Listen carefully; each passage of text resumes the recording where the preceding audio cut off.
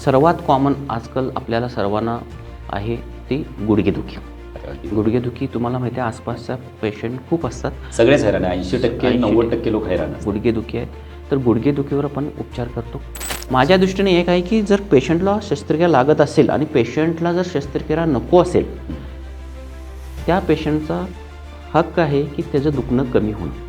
अगदी बरोबर. नुसतं शस्त्रक्रिया होत नाही याचा अर्थ त्यानं दुखणं सहन करावं का नाही. अगदी बरोबर. त्याचा स्वतःचा हक्क आहे आणि ते त्यांनी तुमच्या पेन मॅनेजमेंट स्पेशालिस्ट किंवा वेदना निवारण तज्ज्ञांना त्यांनी भेटावं. अगदी बरोबर. मित्रांनो, गुडघेदुखीच्या ज्या 4 स्टेप्स आहेत त्या डॉक्टरांनी सांगितलेले आणि 4थ्या स्टेपला बिलकुल जायचं नाही.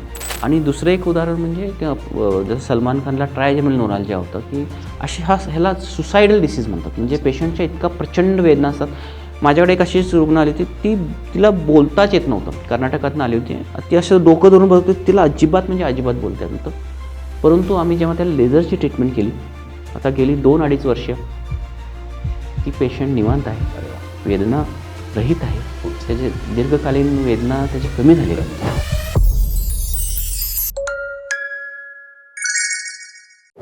नमस्कार. उत्तुंग भरारी डॉक्टर स्पेशल या कार्यक्रमामध्ये आपल्या सर्वांचं हार्दिक स्वागत आहे. मित्रांनो, प्रथम आमचं चॅनल सबस्क्राईब करा आणि एकापेक्षा एक चांगल्या मुलाखती पाहायला विसरू नका. मित्रांनो, तुम्ही कंबरदुखी आणि मणकादुखीनं हैराण आहात. खूप दिवसांपासून गुडघादुखी होते आहे, मानदुखी आणि खांदेदुखीने त्रस्त आहात. अहो, यावरती एकमेव इलाज आणि विना शस्त्रक्रिया तो म्हणजे Axon pain centre India Sangli इथं. Spine and pain specialist doctor S.A. Tipanawar आहेत आणि हॉटेल वूड हाऊस सांगली, गुलमोहर कॉलनी सांगली इथं हे त्यांचं क्लिनिक आहे. आणि विना शस्त्रक्रिया हे या सर्व आजारांवरती प्रभावी उपचार पद्धती इथं उपलब्ध आहेत. आणि आज आपण त्यांना भेटणार आहोत. एक दिलखुलास मुलाखत आपण त्यांची घेऊया. S.A. Tipanawar, spine and pain specialist. नमस्कार डॉक्टर. नमस्कार डॉक्टर. आज एक तुमचं नाव आहे. गेल्या अनेक दिवसांपासून आम्ही ऐकतो आहोत की आज एखाद्याचा गुडघा दुखतो, मग कंबरदुखीने एखादा हैराण आहे, एखादा मणक्याचा एखाद्याला कायमचा त्रास असतो, चक्की सरकलेली आहे आणि ते वारंवार परत हॉस्पिटलमध्ये जातात, हैराण होतात.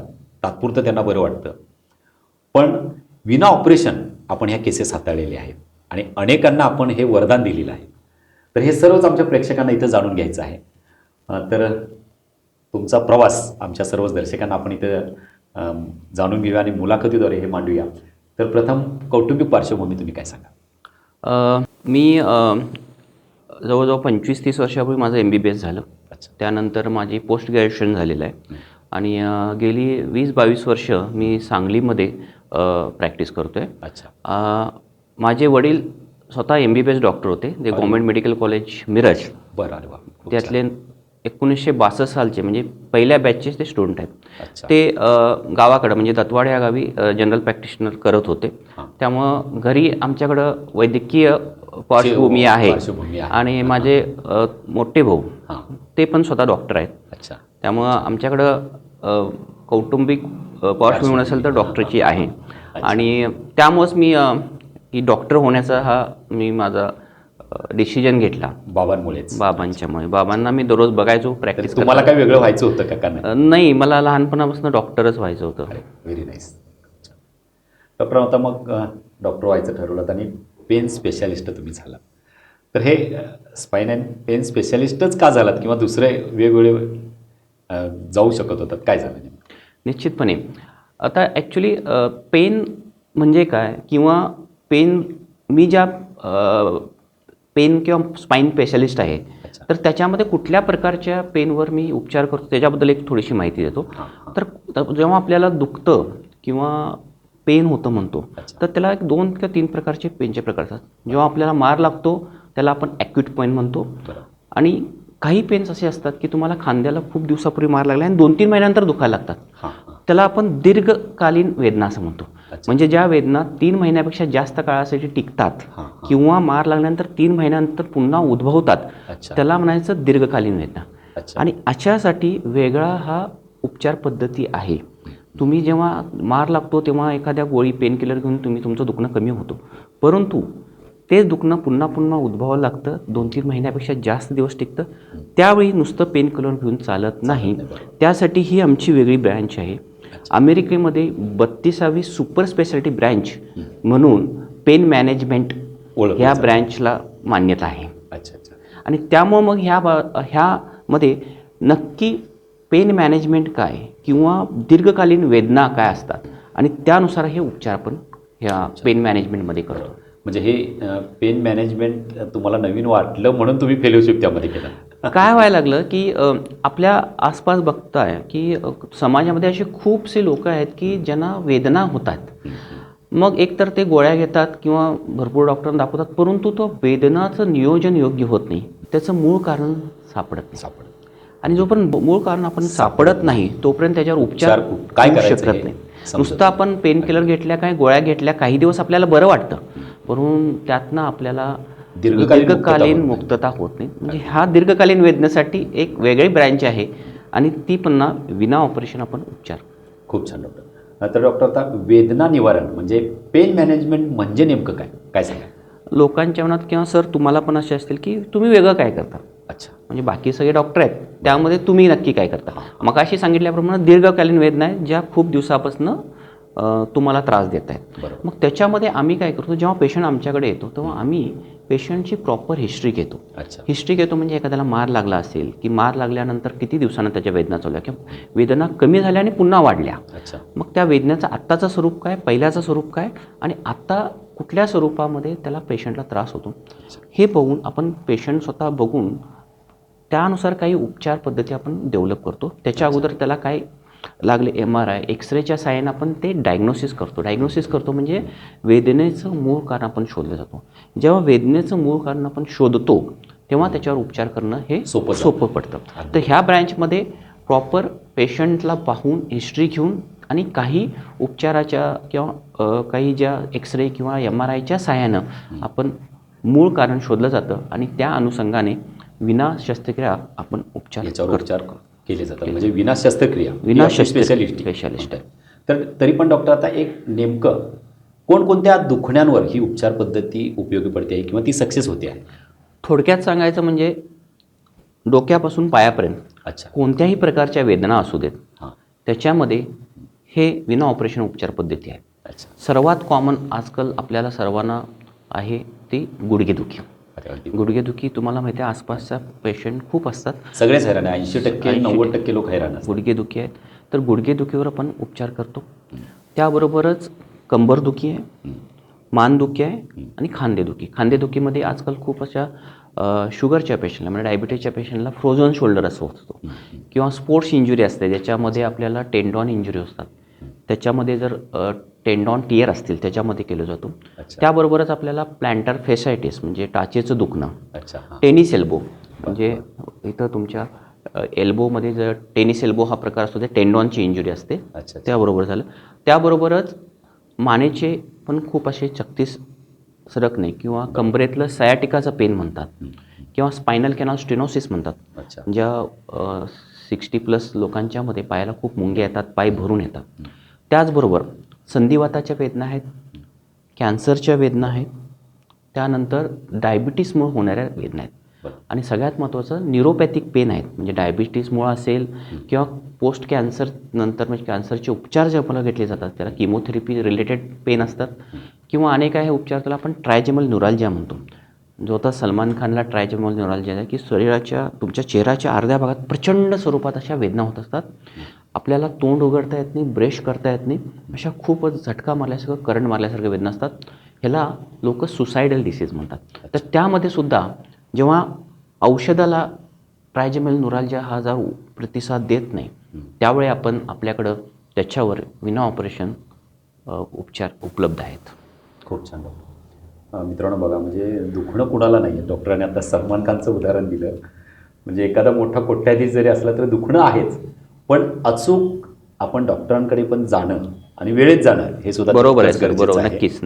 तर डॉक्टर, आता गुडघेदुखीवरती कशा प्रकारे आपली ही उपचार पद्धती प्रभावी होऊ शकते? गुडघेदुखीमध्ये 2 प्रकारचे असतात की एकतर कमी वयात गुडघेदुखी होते ज्याच्यामध्ये तुम्हाला काही इंजुरी झालेल्या असतात, स्पोर्ट्स इंजुरी असतात, त्याच्यामुळे प्रामुख्याने लिगामेंट इंजुरी असतात. बरं. म्हणजे गुडघ्याला स्थिरता देण्यासाठी ACL आणि PCL लिगामेंट असतात आणि साईडच्या बाजूला मिडियल कोलॅटरल आणि लॅटरल कोलॅटरल लिगामेंट. हे काही खेळताना, फुटबॉल खेळताना किंवा पळताना, आजकाल मॅरेथॉन पण लोक करतात, तर त्यामध्ये इंजुरी होतात. आणि जेव्हा ह्या पार्शियल टिअर होतात अच्छा. तेव्हा ते लवकर भरून येत नाही. तर भरून येण्यासाठी आपल्याकडे PRP ट्रीटमेंट आहे. अच्छा. आता तुम्हाला आठवत असेल की खूपसे आता क्रिकेटर आहेत की ज्यांच्यामध्ये एक 2-3 महिन्याचा कालावधी असेल तर ते त्यांची जखम भरून येण्यासाठी PRP प्लेटलेट रिच प्लाझ्मा ही ट्रीटमेंटचा उपचार करतात. अच्छा. तर हे प्रामुख्याने तुमच्या स्पोर्ट्स इंजुरीमध्ये ह्याचा वापर केला जातो. आणि जसं वय वाढतं 40व्या 45व्या की 50 वर्षानंतर नंतर, जी गुडघेदुखी आहे त्याला आपण वयानुसार झालेली गुडघेदुखी किंवा गुडघ्याची झीज म्हणतो. बरं. त्या गुडघ्याच्या झीजेमध्ये प्रामुख्याने 4 प्रकार आहेत, 4 स्टेज आहेत, 1, 2, 3, 4. तर आम्हाला असं वाटतं की प्रामुख्याने जेव्हा तुम्हाला गुडघेदुखी येते तेव्हा तुम्ही डॉक्टरांना दाखवावं. कारण का पहिले 3 स्टेजमध्ये आपल्याला विना ऑपरेशन उपचार आहेतच. 4थ्या स्टेजला आहे, परंतु 4थ्या स्टेजला तुम्ही ऑपरेशन गेलेलं असतं अच्छा. अच्छा. का ऑपरेशनच्या स्टेजला गेलेलं असतं. बरं. तेव्हा आम्ही नेहमी म्हणतो की पहिल्या 2ऱ्या स्टेजला दुखणं असेल झाल्या तुम्ही या म्हणजे आपल्याला उपचार करा जेणेकरून 4थ्या स्टेजला जाण्यापासून आपण टाळू शस्त्रक्रियेपासून तुम्ही शकतो वाचू आणि शकाल. शस्त्रक्रियापासून तुम्ही दूर राहू शकता. तर बेसिकली पहिल्या 2ऱ्या 3ऱ्या स्टेजमध्ये आपण झालेली झीज भरून काढण्यासाठी plasma treatment PRP treatment platelet rich plasma म्हणजे काय तुमच्याच रक्तातलं आपण प्लेटलेट हा घटक वेगळं करतो आणि तो आपण गुडघ्यामध्ये सोडला जातो. प्रॉपर निर्जंतुक पद्धतीने केला जातो. आणि 4थ्या स्टेजमध्ये जेव्हा गुडघा ऑलरेडी 4थ्या स्टेजला गेलेला आहे, पाय वाकडा झालेला आहे, ऑपरेशनच्या स्टेजला गेलेला आहे, तर डॉक्टर सांगतात की तुम्ही ऑपरेशन करून घ्या. ह्यामध्ये एकतर काही लोक असतात की त्यांना स्वतःचा गुडघा पाहिजे असतो, त्यांना बदलायचा नसतो. अगदी बरोबर. काही लोकांना ऑपरेशन करायचं असतं परंतु त्यांचं शरीर साथ देत नाही किंवा काही आजार असतात. आजारामुळे ते मोठं ऑपरेशन असतं. वेट असेल, डायबिटीस असेल, काही असेल, किडनीचे प्रॉब्लेम्स असतील, अशा वेळी ते ऑपरेशन त्यांना सहन होत नसतं आणि किंवा ऑपरेशनची जोखीम खूप जास्त असते नेमकी. त्यामुळं काही लोक ऑपरेशन करत नाहीत. मग अशा वेळी आपल्याला 4थ्या स्टेजला रेडिओ फ्रिक्वेन्सी अब्लेशन, त्याला आपण लेझरची ट्रीटमेंट आहे, त्या सहाय्यानं आपण पेशंटचं हे वेदना आपण कमी करू शकतो जेणेकरून ऑपरेशन नाही झाले तरीसुद्धा त्याचं दुखणं कमी होतं. माझ्या दृष्टीने एक आहे की जर पेशंटला शस्त्रक्रिया लागत असेल आणि पेशंटला जर शस्त्रक्रिया नको असेल त्या पेशंटचा हक्क आहे की त्याचं दुखणं कमी होणं. अगदी बरोबर. नुसतं शस्त्रक्रिया होत नाही याचा अर्थ त्यानं दुखणं सहन करावं का नाही, अगदी बरोबर. त्याचा स्वतःचा हक्क आहे आणि ते त्यांनी तुमच्या पेन मॅनेजमेंट स्पेशालिस्ट किंवा वेदना निवारण तज्ज्ञांना त्यांनी भेटावं. अगदी बरोबर. मित्रांनो बघा, म्हणजे जर वेळेत आलात तर हे सर्व काही तुमच्या पेन्स पण कमी होणार आहेत. शस्त्रक्रियाला जर काही अडचणी आल्या तर ती शस्त्रक्रिया न करता सुद्धा तुमच्या वेदना कमी आणि तुम्ही करण्यामध्ये डॉक्टर आहेतच. शस्त्रक्रियाला जाण्यापासून आपण लवकर आला तर शस्त्रक्रिया जाण्यापासून आपण वाचू शकतो. अगदी बरोबर. खूप छान डॉक्टर. मित्रांनो, गुडघेदुखीच्या ज्या 4 स्टेप्स आहेत त्या डॉक्टरांनी सांगितलेल्या आहेत आणि 4थ्या स्टेपला बिलकुल जायचं नाही कारण ती शस्त्रक्रियेची स्टेप आहे. नक्कीच सर. ती वाचायची असेल तर अगोदर तुम्ही या तात्काळ. खूप छान डॉक्टर. आता आपण पुढचा टॉपिक आपण घेतोय की अनेक लोक म्हणजे गुडघेदुखीने तर हैराण आहेत पण अनेक लोक हे मणका आणि कंबरदुखीने जास्त हैराण असतात आणि ह्या एवढ्या मणकादुखी तर एवढी म्हणजे ते दुखणं एवढं जास्त आहे की लोक म्हणजे बसतातच. तर नेमकं मणका आणि कंबरदुखीला कशा प्रकारे आपली उपचार पद्धती प्रभावी होऊ शकते? जामदाळे सर, तुम्ही अगदी योग्य बोललात. असा माणूस सापडणं नाही की ज्याला कंबरदुखी आयुष्यात झालेली नाही. कंबरदुखी प्रत्येकाला होत असते. प्रत्येक लोक कंबरदुखीने हैराण असतात. आता कंबरदुखी किंवा पाठदुखी आपण ज्याला म्हणतो ती खूप कॉमन राहिली आहे. तुमच्या 2 व्हीलरच्या प्रवासामुळे असेल किंवा तुमच्या बसण्याच्या किंवा काम करण्याच्या पद्धतीमुळे भरपूर आहे. तर ह्यामध्ये खूप कॉमन झालेलं आहे म्हणजे सायटिकाचं दुखणं. सायटिकाचं दुखणं म्हणजे काय की जेव्हा 2 मणक्यातली जी सक्ती असते किंवा गादी असते ती गादी जेव्हा तुमच्या स्पायनल कॉर्डवर किंवा मज्जातंतूवर प्रेशर देते तेव्हा पायाच्या एका बाजूला झटका मारल्यासारखं करंट मारल्यासारखं वेदना, त्याला आपण सायटिकाचं म्हणतो. सायटिका हे काही नसून एक नस आहे. त्याच्या वेदना जेव्हा चालू होतात त्या सायटिकाचं, ह्या कॉमन टर्ममध्ये सायटिकाच्या वेदना होतात आणि ते खूप कॉमन झालेलं आहे. काही ओझं उचललं जातं, स्पोर्ट्स इंजुरी असतील त्याच्यामुळे आपण ह्या गोष्टी होत असतात. तर त्याच्यामध्ये सुद्धा आपण तर जर एकदा डायग्नोसिस झालं तर त्यामध्ये आपण त्याची उपचार पद्धती करू शकतो. शक्यतो सायटिकाचं कंबरदुखी जी आहे ती तुमच्या 3 ते 5 दिवसाच्या विश्रांतीने आणि औषधानं बरी होते. परंतु काही रुग्ण असे असतात की ते बरे होत नाही. अशा वेळी आपल्याला वेगवेगळ्या प्रकारची उपचार पद्धत जी आहे जे बिना ऑपरेशन आपल्याला करू शकतो, विना शस्त्रक्रिया आहे. अच्छा. त्याच्यामध्ये आपण वेगळ्या प्रकारचे ट्रान्सफोरॅमिनल न्यूरोप्लास्टी म्हणतो, कॉर्डल न्यूरोप्लास्टी म्हणतो. त्याच्या साहाय्यानं आपण नसावर जे प्रेशर आहे, सायाटिकामध्ये जे नसावर प्रेशर असतं ते आपण कमी करतो. आणि एकदा नसावरचं प्रेशर कमी झालं की नंतर मग आपण फिजिओथेरपीच्या साहाय्यानं पेशंटचे जे स्नायू आहेत त्याची ताकद वाढवतो, जेणेकरून त्या सायाटिकाच्या वेदना कमी होतात आणि पेशंट आपण नॉर्मल जीवन जगू शकतो. त्याबरोबर कंबरदुखीमध्ये वयानुसार म्हणजे वयाच्या 60व्या 70व्या वर्षी लंबार कॅनल स्टेनोसिस म्हणतो, की ज्याच्यामध्ये तुमच्या पाठीचे जे 4-5 मणके आहेत त्याच्यामधली जी गादी सर्व सरकून मधली जी स्पायनल कॉर्ड असतो त्याच्यावर प्रेशर करत होतो. त्यामुळे 100-200 मीटर चाललं की पेशंटला पाय भरून गादी येतं. झीज झाल्यामुळं. झीज झाल्यामुळं. अच्छा. हां. मग त्याच्यावेळेसुद्धा आपण उपचार हे आपल्या कॉर्डल इपिड्युरलनं करू शकतो. आणखी एक महत्त्वाचं कारण म्हणजे फॅसेट जॉईंटचं दुखणं. जेव्हा एक मणका दुसरा मणका एकमेकाला जोडले जातात त्या ठिकाणी फॅसेटवर भर येत असतो. तो कधी येतो की जेव्हा आपण साईडला होतो किंवा मागं होतो त्या फॅसेट जॉईंटवर म्हणजे दोन मणक्यातली जी जॉईंट असतो त्याच्यावर भार येतो आणि त्यामुळं साईडच्या मणक्याच्या साईडला तुमचं मसल पेन होत असतं. त्याच्यावर सुद्धा आपल्याकडे प्रभावी उपचार पद्धती आहे. त्याला गोळ्या घेऊन जर फरक पडत नसेल तर त्याला आपण लेझरच्या साहाय्याने हे आपण दुखणं कमी करू शकतो आणि त्याला वेदना निवारण आपण देऊ शकतो. अशा पद्धतीनं आपण कंबरदुखी आणि मणक्याच्या दुखण्यामध्ये आपण विना ऑपरेशन पेशंटला सहायता करू शकतो. आता आपल्या एक्झॉन पेन सेंटरमध्ये नेमकं असं मणक्याचे ऑपरेशन्स आपण किती टाळलेले आहेत आतापर्यंत?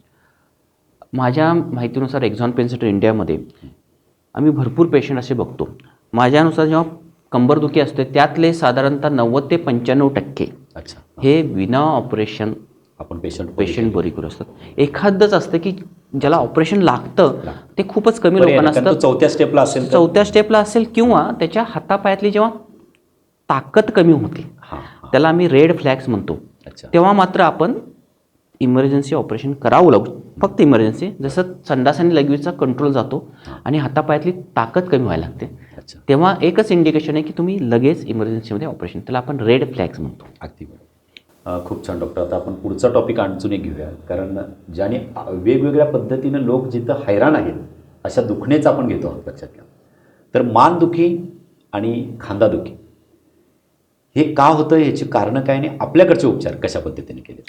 मानदुखी आता माहिती आहे मोबाईल, कॉम्प्युटरवर बसणं, बरोबर, टू व्हीलर किंवा फोर व्हीलरचं चालवणं आणि स्वतःला व्यवस्थित रेस्ट न देणे किंवा व्यायाम न करणे हे कॉमन आहे.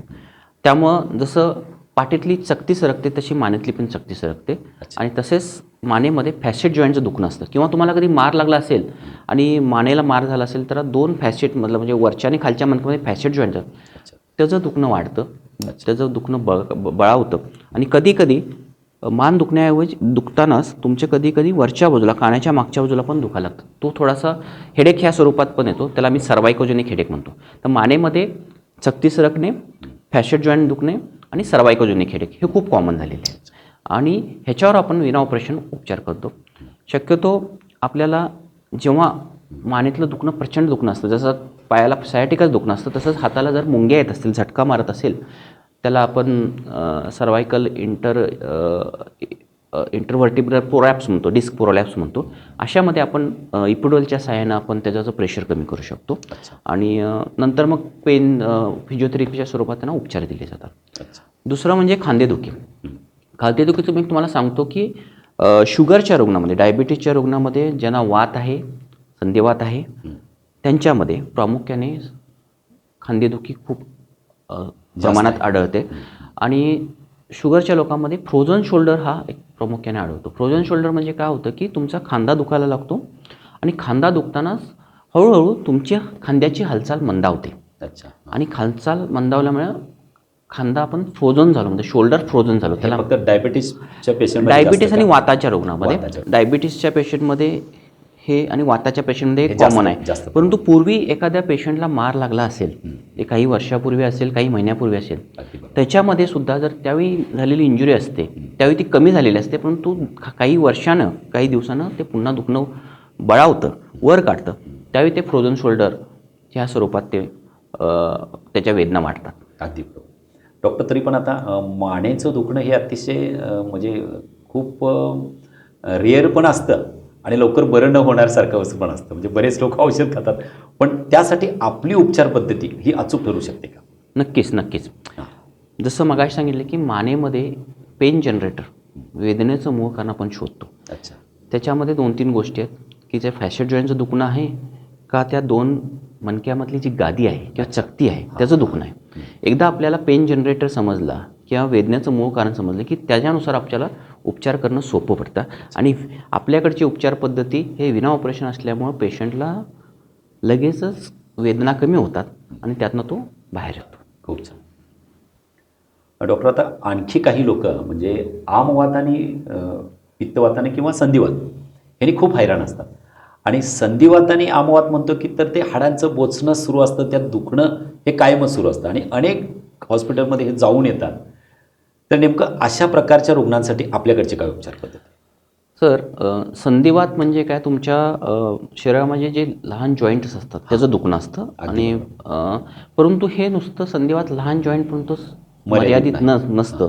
तो तुमचा गुडघा पकडतो, खांदा पकडतो. हां. त्यामुळे वेळेस उपचार करणं गरजेचं आहे. अगदी बरोबर. आणि जेव्हा आपण संधिवाताला उपचार करत असतो त्याचं पेन कमी करणं हे खूप महत्त्वाचं आहे. तर आपल्याला लहान जॉईंट असू दे किंवा मोठं जॉईंट असू दे, आपल्या उपचारानं जसं मग रेडिओ फ्रिक्वेन्सी अब्लेशन्स असेल किंवा वेगवेगळ्या प्रकारचे आपल्याला न्यूरोस्टिम्युलेशनच्या सहाय्यानं आपण त्याचं दुखणं कमी करतो. अच्छा. त्याबरोबरच वाताच्या गोळ्या देऊन आपण वाताच्या गोळ्या जितक्या कमी देता येईल त्यासाठी आपण ओझोन थेरपी पण आपण आणलेली आहे. अच्छा. त्या ओझोन थेरपीच्या स्वरूपानं शरीरातलं जे वाताचं प्रमाण असतं ते आपण कमी करू शकतो, जेणेकरून त्यांना कमीत कमी गोळ्या आपल्याला घ्यायला लागतात. तुम्हाला माहीत असतं की वाताच्या लोकांना खूप गोळ्या घ्यायला लागतात. अगदी बरोबर. त्याचं प्रमाण आपण कमी करू शकतो, जेणेकरून त्याचे साईड इफेक्ट्स पण कमी होत असतात. अगदी, अगदी, आणि अगदी. सगळ्यात महत्त्वाचं म्हणजे लवकरात लवकर पेशंटच्या वेदना कमी होतात, कमी होऊ शकतात, रिकव्हरी लवकर रिकव्हरी होऊ होऊ शकते. शकते. ते हे संधिवात असू दे किंवा आमवात, या दोन्हीमध्ये ते लागू पडतात. लागू शकतात. डॉक्टर, अनेक आजारांमुळं लोक हैराण होतात, पण त्यापैकीच एक मधुमेह हा सुद्धा आहे. तर मधुमेहामुळे होणाऱ्या सुद्धा अनेक वेदना आहेत ज्या दिसत नाहीत आपल्याला आणि हे कशामुळे झाले हे समजत नाही. तर नेमक्या मधुमेहामुळे होणाऱ्या म्हणजे डायबिटीसमुळे होणाऱ्या वेदना काय सांगा? निश्चित सर, मधुमेह असा आहे की तो शरीराच्या प्रत्येक अवयवामध्ये त्याचं दुष्परिणाम दाखवत असतो. डोळ्यामध्ये असो, किडनीमध्ये असू दे, हार्टमध्ये असू दे. परंतु प्रामुख्यानं त्याला नसावर त्याच्या खूप असा वाईट परिणाम होतात. त्याला आपण डायबिटिक न्यूरोपॅथी म्हणतो, त्याला पेनफुल न्यूरोपॅथी म्हणतो. अशा लोकांना पायाला मुंग्या येणे, पाय जळजळणे, इस्पेशली रात्री झोपताना खूप असं चटचटल्यासारखं आग होणं ह्या होतात. मग अशावेळी आपण औषध उपचार देतच असतो, परंतु कधी कधी ते औषधाला दाद देत नाही. दाद देत नाही, औषध प्रभावी होत नाही. मग अशामध्ये आपण काय करतो की ज्या नसावर त्याचं दुष्परिणाम झालेला आहे त्याच्या सहाय्यानं आपण त्याकडे नर्व स्टिम्युलेशन असू दे किंवा प्लेटलेट रिच प्लाझ्माच्या सहाय्यानं त्या नसाचं आपण उपचार करतो, जेणेकरून जे डायबिटीसमुळं ज्या न्यूरोपॅथी झालेल्या आहे ते एकतर पुढं जाऊ नये आणि त्याच्या वेदना आपण कमी करू शकतो. अशा पद्धतीनं मग डायबिटिक न्यूरोपॅथीमध्ये ह्याचा फायदा होतो. अनेक हे आहे की काही वेळा लोकांना सिगरेट असेल, BDM असेल तर त्यांना रक्तपुरवठा खाली पायाला किंवा हाताला कमी होत असतो. अच्छा. त्याला पेरिफेरल व्हस्क्युलर डिसीज म्हणतात. मग अशा वेळी पण काय होतं की पेशंटला इस्चिमिक पेन म्हणजे रक्तपुरवठा कमी झाल्यामुळं प्रचंड प्रमाणात दुखतं आणि कधी रक्तपुरवठा कमी झाल्यामुळं त्यांना गँग्रीन होत असतं. अशा वेळीसुद्धा आपण प्रभावी ब्लॉक आपण देऊ शकतो, प्रभावी उपचार आपण करू शकतो, जेणेकरून पेशंटचे जे इस्चिमिक पेन आहेत म्हणजे रक्तपुरवठा कमी झाल्यामुळं जे दुखणं आहे ते कमी करू शकतो आणि जिथं रक्तपुरवठा कमी आहे त्याचा रक्तपुरवठा वाढवण्याचा प्रयत्न आपण या पुरवठा किंवा वाढवण्याचा प्रयत्न आपण करू शकतो. तर हे पेरिफेरल व्हस्क्युलर डिसीज किंवा जसं तुम्ही म्हटलं मधुमेहामध्ये आपण विना ऑपरेशन उपचार निश्चितपणे एक्झॉन पेन सेंटर इंडिया सांगली इथं करू शकतो. आता ह्या झाल्या डॉक्टर हाडांच्या, मानेच्या, गुडघ्याच्या, कमरेच्या ह्याच्या वेदना. पण अशा काही वेदना आहेत की ज्या माणसाच्या आयुष्यभर आपल्या म्हणजे राहतात आणि त्याला त्रासदायक होतात.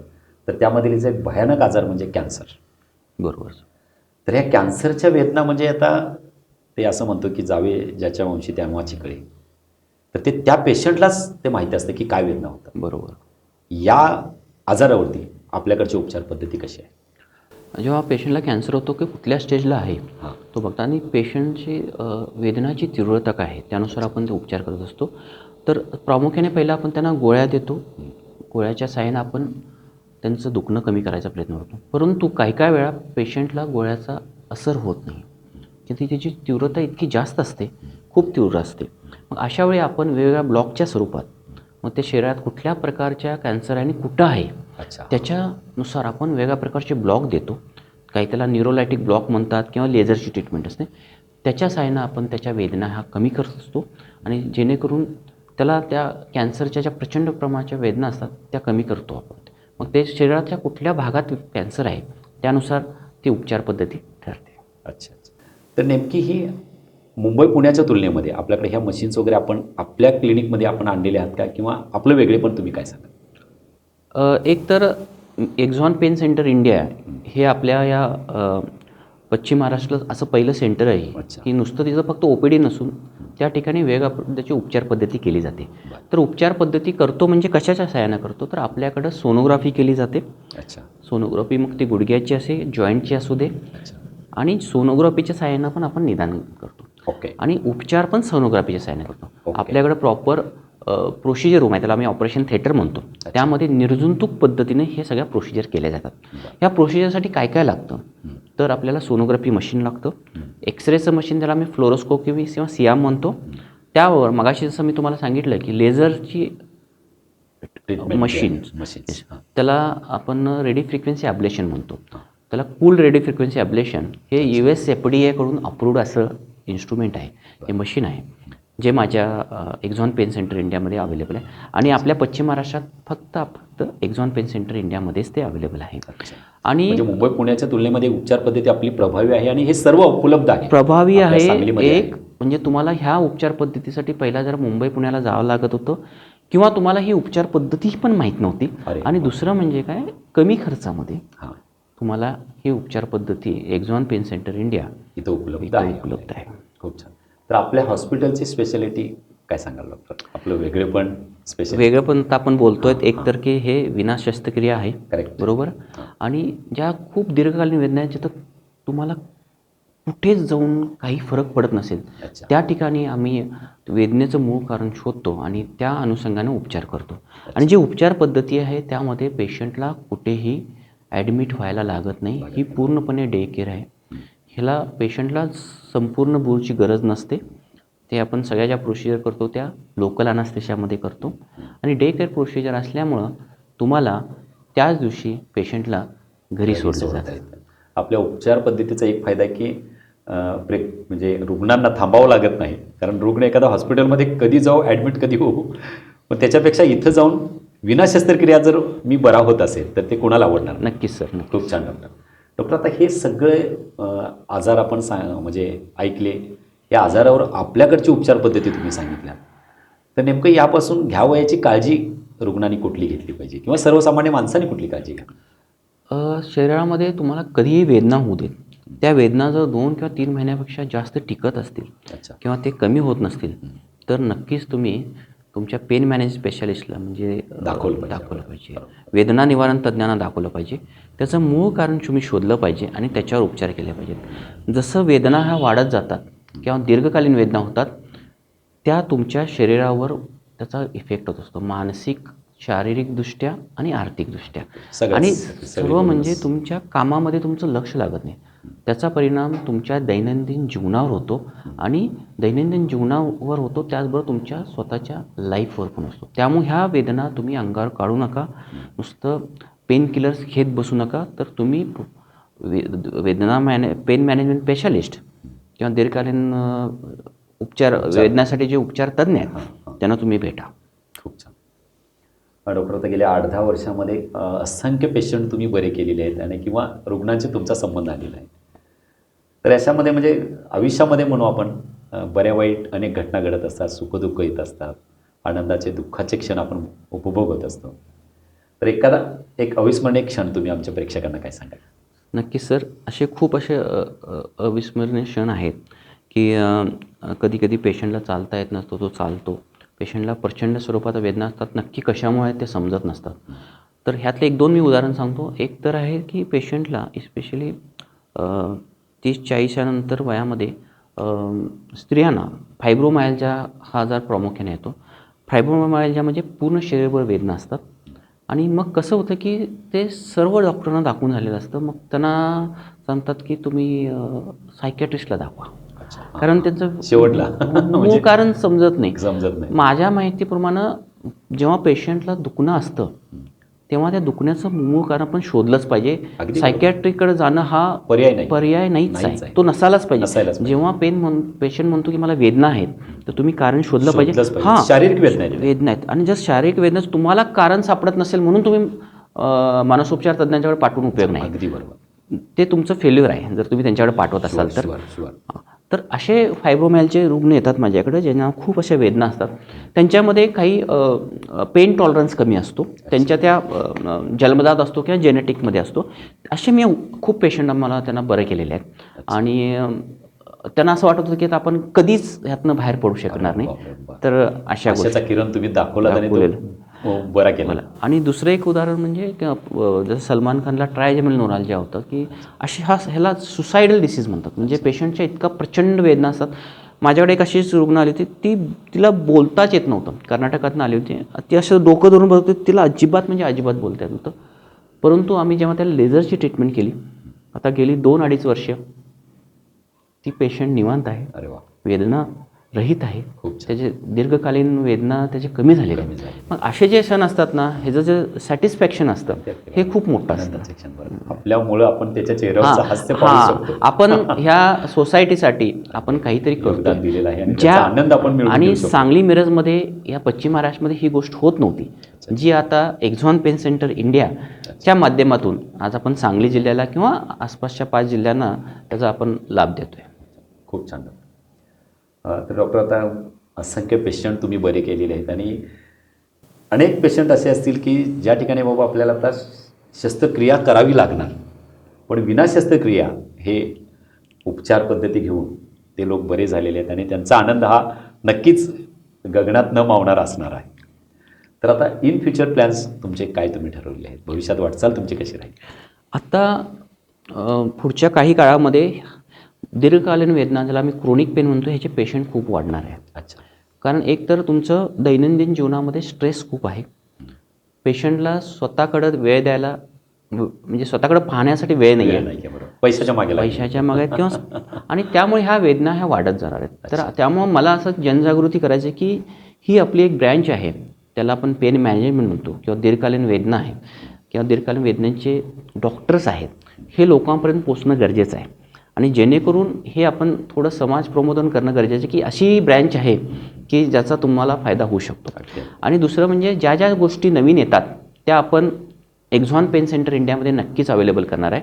आता नवीन काही गोष्टी यायला लागल्यात की ज्याला आपण फंक्शनल मेडिसिन म्हणतो किंवा इंटिग्रेटिव्ह मेडिसिन म्हणतो की ज्याच्यामध्ये आपल्याला आपल्या कन्व्हेन्शनल मेडिसिनमध्ये उपचार पद्धती नाही आहे किंवा काही वेळा आपल्याला त्या उपचाराला पेशंट जर प्रतिसाद देत नसेल तर फंक्शनल मेडिसिनच्या सहाय्यानं पण आपण त्याला पेन रिलीफ देऊ शकतो किंवा त्याचं वेदना ह्या कमी करू शकतो. मित्रांनो, डॉक्टर खूप छान प्रकारे आपल्याला माहिती देत आहेत वेगवेगळ्या आजारांची आणि हे आपण घेतलं पाहिजे.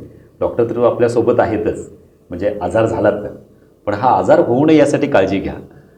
दिवसातले नवे करून 24 तास आपल्याकडे असतात. 1 तास आपण आपल्या व्यायामासाठी दिला पाहिजे आणि झोप पुरेपूर घेतली पाहिजे. कारण सगळं जगच पैशाच्या मागे धावतं आहे.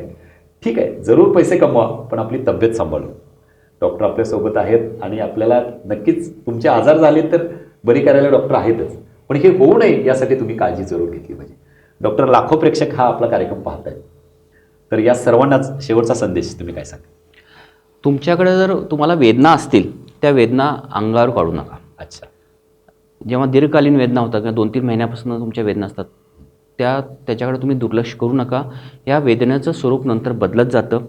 वेदनेची तीव्रता वाढत जाते आणि मग तुम्ही नुसतं पेन किलरवर तुमचं दुखणं कमी होत नाही. तर अशावेळी तुम्ही किंवा तुमच्या आसपास जे काही रुग्ण असतील तर तुम्ही त्यांच्या क्रोनिक पेन मॅनेजमेंट किंवा पेन मॅनेजमेंट स्पेशलिस्टना भेटायला सांगा आणि त्यातनं लवकरात लवकर तुम्ही वेदनामुक्त व्हा. अगदी बरोबर.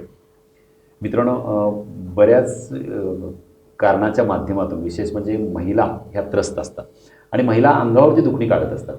बरेच पुरुषसुद्धा आपापल्या कामात व्यस्त असतात आणि कधी जाऊ मी हॉस्पिटलमध्ये, राहू दे आता हे बरं होईल या गोळीनं बरं होईल, त्या गोळीनं बरं होईल. तर अशा प्रकारे अंगावर दुखणी करतात, ती वाढतात आणि मग पुढे शस्त्रक्रियेपर्यंत हा तुमचा आजार जातो. तर हे होऊ नये यासाठी तात्काळ पहिल्या दुसऱ्या स्टेपलाच तुम्ही हॉस्पिटलमध्ये या आणि एक्झॉन पेन सेंटर इंडिया सांगली गुलमोहर कॉलनीमध्ये डॉक्टरांचं हे हॉटेल वूड हाऊसच्या समोर हे क्लिनिक आहे. सर्व प्रकारच्या टेस्ट तिथं उपलब्ध आहेत आणि जरूर त्याचा आपण फायदा घ्या आणि वेदनामुक्त राहा, आनंदी राहा. खूप छान डॉक्टर. तर डॉक्टर आज आपल्या स्टुडिओमध्ये आले आणि आपल्याला दिलखुलास मुलाखत दिली आणि स्पाइन अँड पेनच्या संदर्भामध्ये जे आजार आहेत तर त्यामधून मुक्तता कशी आपण बाळगली पाहिजे आणि कसं त्यातून बाहेर पडलं पाहिजे अशा प्रकारे spine and pain specialist doctor Dipanawar S.A. Dipanawar यांनी आपल्याला खूप छान माहिती दिलेली आहे. डॉक्टरांचं आमच्या उत्तुंग भरारी टीमतर्फे आपण या ठिकाणी हार्दिक आभार व्यक्त करूया. धन्यवाद डॉक्टर. धन्यवाद सर.